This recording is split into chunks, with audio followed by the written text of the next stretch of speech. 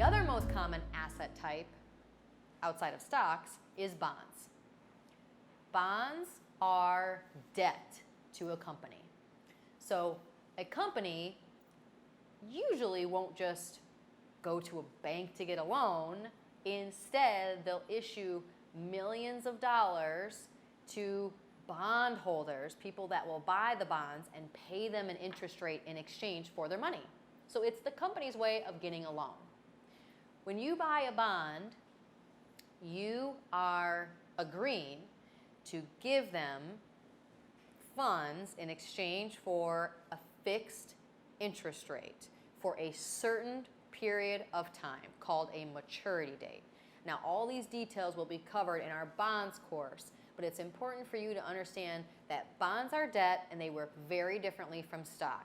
Bonds are not meant to appreciate. Bonds are issued at par value, which is what it's called. Every bond is usually issued at a specific price, usually $1,000 a bond, and they mature at $1,000 a bond.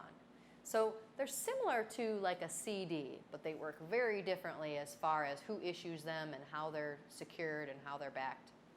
But a bond represents debt in a company, and in exchange you get an interest payment for your funds. So bonds are more conservative in nature simply because they're not going to fluctuate like stocks.